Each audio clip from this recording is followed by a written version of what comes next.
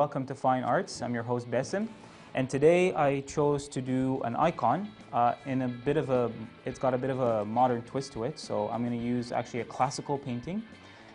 It's the Crucifixion by Nicolas Tournier, who's a French painter. I chose this painting because it's very deep, it's very beautifully done, of course.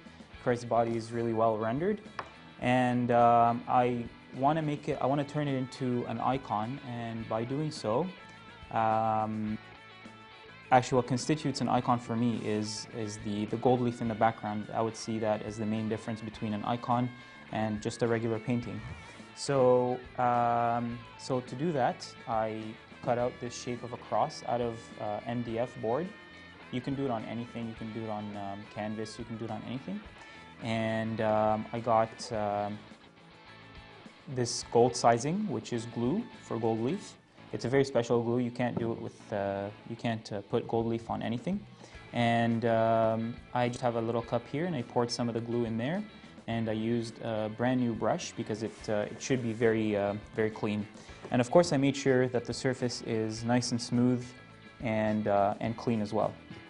So first thing is you don't want to put too much of the glue on the surface.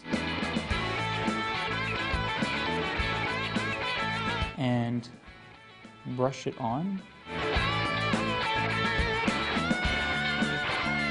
And try to make it as flat as possible without actually over brushing, because over brushing, what tends to happen is that the glue starts drying, and then when you run your brush across the surface of the glued surface, it starts getting grainy, and the gold actually takes the shape of these fine grains, so it doesn't look too nice.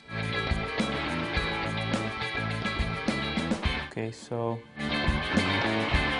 I'm just trying to cover the entire surface here. It's also important to note that it's better to cover more than less. So it's okay to go over the actual the drawing you've made for yourself with the glue, because you can come back and paint right on top of the gold, so it doesn't look too, it won't look bad. Again, I'm trying to get it as flat as possible.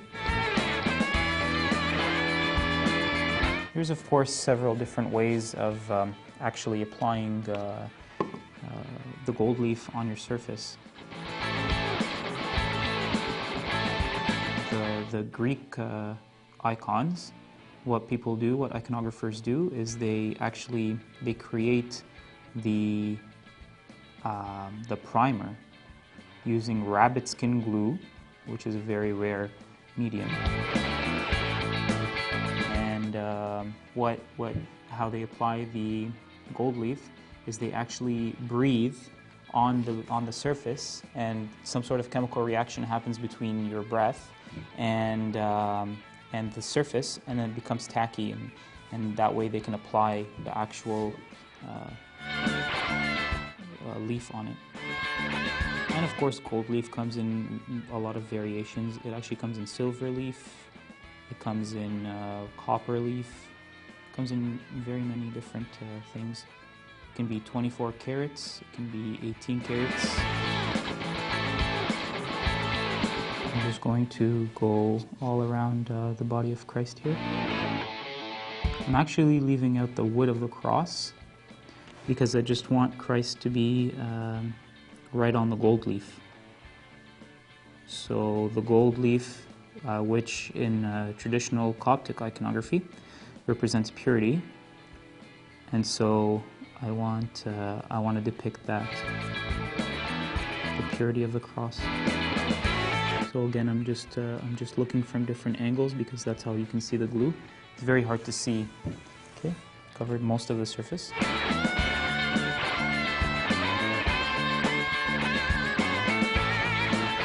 Okay, so it looks like the entire surface here is glued. And around Christ here, there needs to be a little bit more. Okay, so looks good. And so since I started from the bottom up, I put this over 10-15 minutes ago. The glue starts getting tacky and basically ready for us to start applying the leaf. Okay, I'm just testing it out here with my finger. Yep, seems tacky. So the gold leaf comes in many different shapes and forms.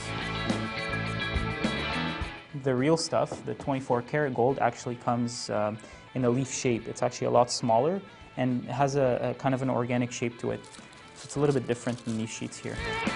But these synthetic sheets, you can get them from anywhere, from your local arts and crafts store. Okay, so I'm just going to open up my package here. Now what you want to do is take out very carefully. This stuff is very, very, very delicate. Very carefully take out 2 sheets here because you'll be using them, and this is how. So make sure you don't breathe directly on the gold leaf because it's a very sensitive material, and it can basically flake right in your hand or blow away or anything. And you want to put the sheet right at the edge of one paper, and then the other sheet you want to cover, and you want to leave a couple centimeters, something like this. That way, when you apply it, push the top edge down, and then pull the bottom paper right out, and then press it right down. And then you repeat this, so I'm going to keep going for a bit. And you want to make sure that you overlap a little bit, maybe a centimeter or something like that, the sheets of gold. That way you won't run into any risk of leaving like a small gap that can get a little bit frustrating. So I'm just going to repeat. And again, these sheets are see-through, so you can see exactly where the gold leaf sheet is going to go. I'm going to do that. Press the top down and pull my sheet right off, and voila. Press it down. Now, to take the excess off, I brought a napkin here. Now, it's ideal to use something softer than a napkin. You can use maybe cotton balls or anything like that. Make sure they're real cotton, because anything else can scratch it. And I'm just flattening out all these little grains in the napkin, making it a little bit softer. Okay. And I'm going to run that right on top of the gold, thereby removing all the excess sheets. There you can kind of see where Christ's leg is going to go, and the gold is nice and smooth. So once you've covered the entire surface, you want to do another layer. So you want to repeat everything we've just done. You want to put glue on top of your first layer of gold, and you do all that again. And then you take the excess off, and it should be ready for us to paint. We had finished gold leafing the cross, and I'm actually going to start on the painting, and I chose a painting by a French artist named Nicolas Tournier. And so after I had finished all the gold, I had protected it with this top coat, and this is to keep it basically stops it from rusting and things like that. Okay, so again I have my laptop and my painting is right in front of me.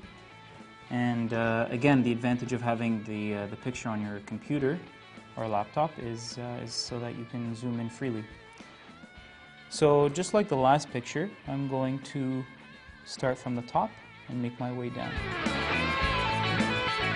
So again, we're going to mix white with the skin tones, which is the yellow ochre, a bit of the orange, and the flesh tint.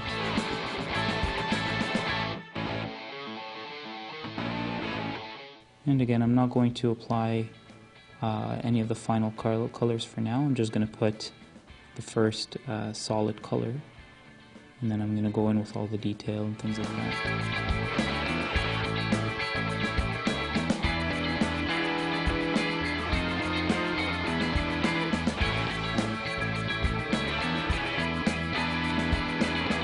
I got myself a tiny brush here so that I can get the detail in the face. So I'm going to mix a bit of the brown, making more skin tone here. I'm going to zoom in a little bit on the face.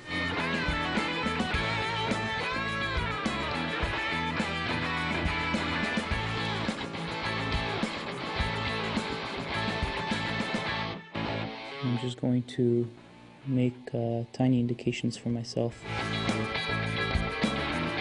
as to where the shading goes. This is just a wash, so it's obviously not a final color by any means.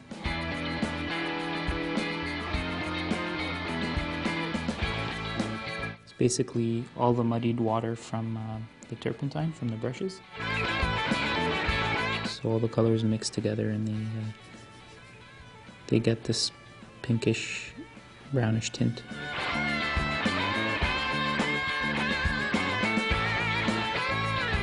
This painting was actually created in the Baroque era, late 1600s, early 1700s, and it's actually was also missing. And it's been recovered 200 years later. And then it went missing again for a little bit, and then it resurfaced in London in 2010 actually, so not too long ago.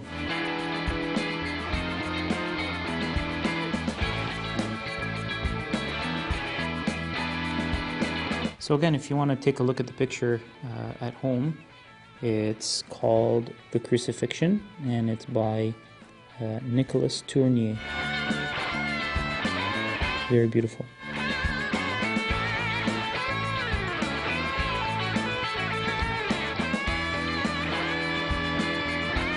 This brush is, I'm actually using it kind of like a pencil to make outlines.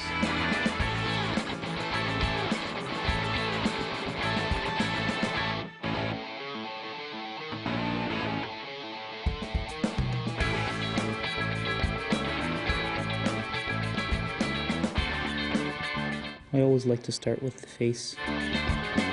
It sets the tone basically for the entire painting, so you can really tell where it's going.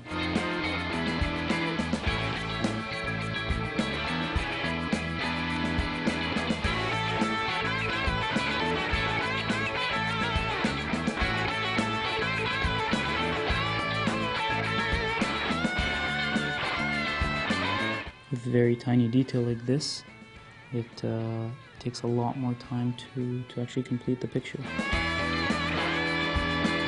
So I definitely have to turn into patience mode to get this icon done.